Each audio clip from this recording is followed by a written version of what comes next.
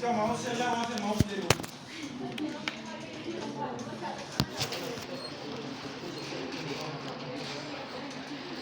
Sir थोड़ा slow sir हो जाता है, ठीक है। तो मतलब थोड़ी है, कभी घर का रिमोट भी नहीं चलता है, क्या मतलब है? एसी का बटन भी नहीं चलता है, क्या मतलब है? क्या परेशानी? अरे ये दूसरा कैसे निकाला?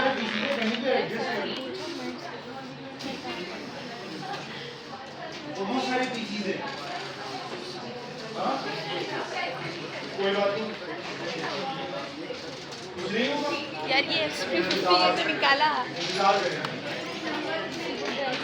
जब आप पेपर देने आएंगे तो बराए मेहरबानी पेपर होने से पहले सिस्टम ऑन होगा इंशाल्लाह। आप लोग ये बात मुझे बता थी। हार्डवेयर चेक कर लीजिएगा और एक्सेल को ओपन करके कुछ अपनी कारीगरी उसमें कर लीजिएगा ताकि अंदाजा हो जाए कि एक्सेल वर्क कर रहा है, हार्डवेयर वर्क कर रहा है, ठीक है। And the most important thing, save करते रहिएगा अपने डेटा को। मेरी तरफ से डिस्क्लेमर है, अगर किसी ने बाद में मुझे आकर ये कहा उदाहरण का केवल मेरा पेपर सेव ना करने की वजह से हुआ तो यकीन जाने मैं उसको नहीं जानता, मैं उसको बिल्कुल नहीं जानता, ठीक है। सो अभी से बता दे रहा हूँ कि हम टेक्नोलॉजिकल एरा में हैं मौजूद, जहाँ पाकिस्तान 10 साल पीछे चल रहा है। Believe on yourself.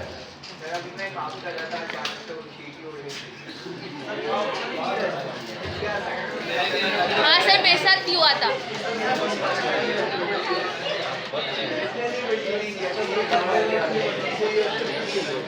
Auto recover हुई थी। ओके चलिए सारे रिटर्न मिल गए, रन आ गए यहाँ पे। Now what is approach? क्या आपके पास यहाँ पे फॉर्मूला क्या बनेगा, क्या अप्रोच होगी यहाँ पर आपके पास?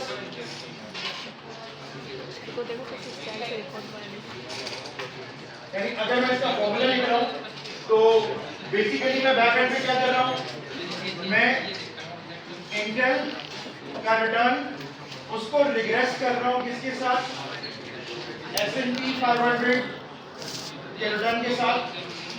ये मेरे पास रिलेशनशिप है। तो बेसिकली मेरा टारगेट क्या है, मुझे तो बीटा चाहिए ना, तो मेरा टारगेट ये है। और ये क्या चीज है तो है इक्वेशन में क्या है, स्लोप है। तो अगर ये स्लोप है और हमारी इस इक्वेशन में डिपेंडेंट कौन सा है, इंडिपेंडेंट कौन सा है, y कौन सा है, इंटेल का।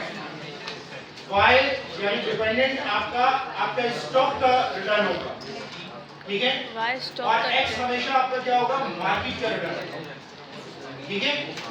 ओके चलिए अगर देखिए कितने तरीकों से हम बीटा निकाल सकते हैं। There are different ways. सबसे पहला तरीका ये है आपके पास कि स्लोप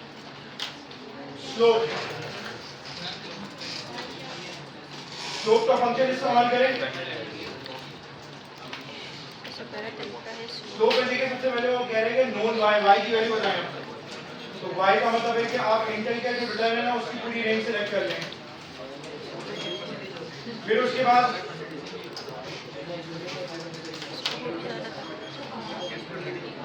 दूसरा x की रेंज बताएं। x में आप क्या रखेंगे, S&P 500 एंटर करें। That's your beta।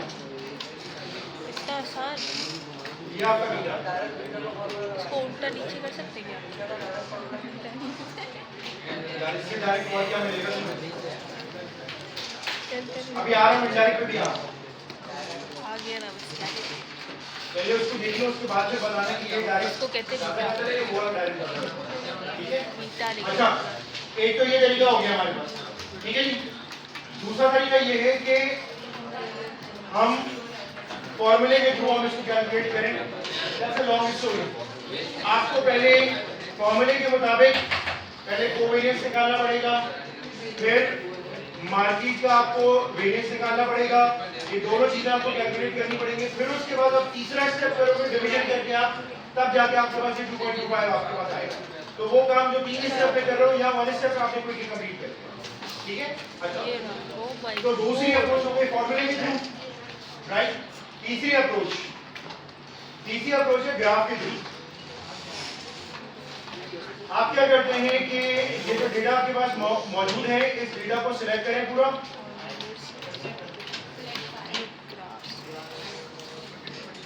सिलेक्ट करने के बाद इंसर्ट पे जाएं ऊपर के दो और ये जो आपको चिकन बॉक्स डॉट्स दिख रहे हैं आपको, यस, स्कैटर प्लॉट है, ठीक है जी।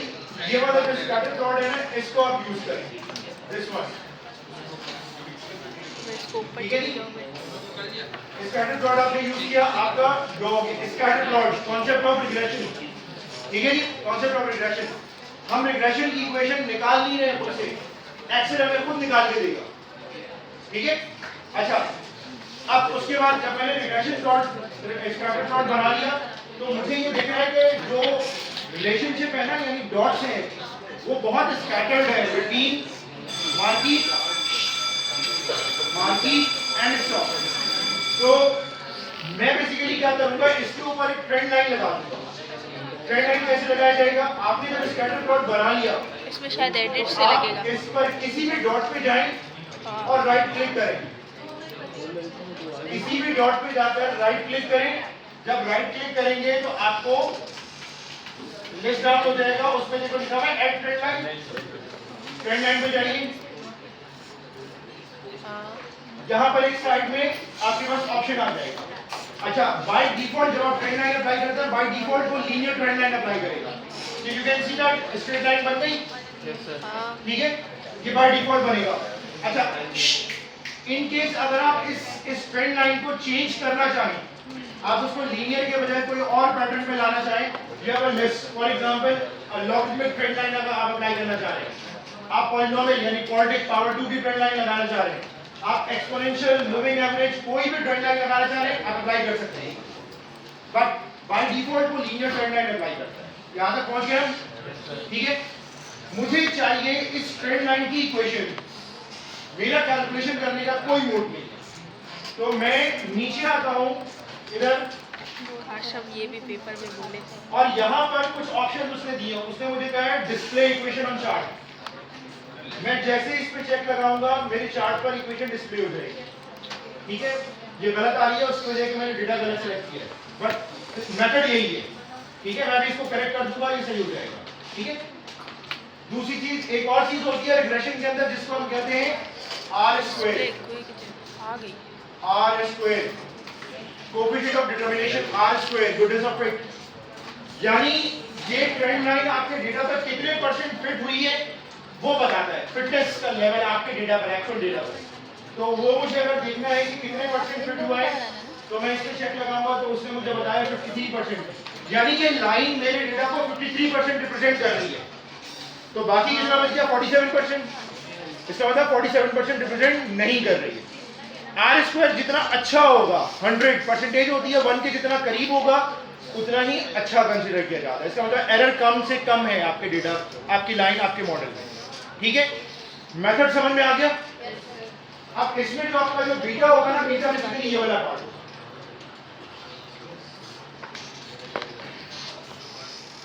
ये बीटा, अभी इस वक्त मैंने पहले का गलत है, क्योंकि मैंने बीटा बेसिकली गलत सेलेक्ट कर लिया था, हमने भी यही सेलेक्ट किया।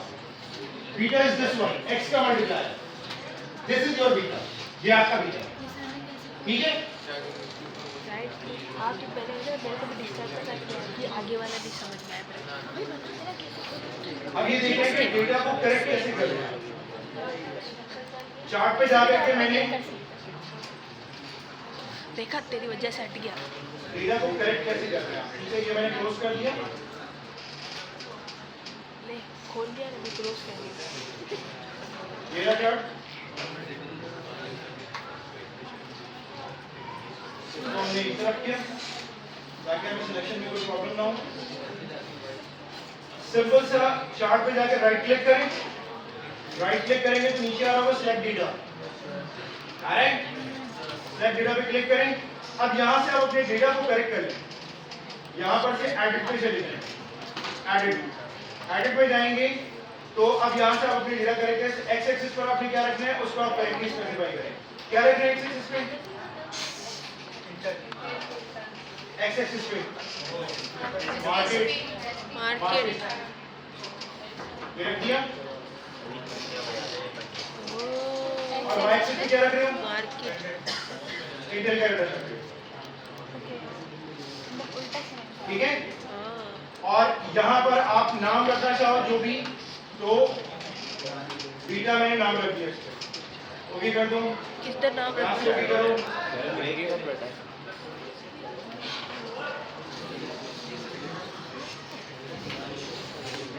बस सही है सर, ओके कर दिया। देखते हैं बेटा, तो यहाँ से भी लिख सकते हैं।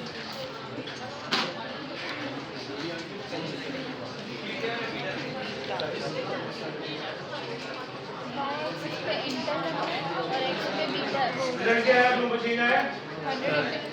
मेरे पास नहीं है। आगे 0.1 का है। क्या आना चाहिए? मैं इसकी भी करेक्शन करके फिर मैं आप लोगों को बताऊंगा। एक आप लोग फिर देखते रहे, मैं भी करेक्शन करूंगा।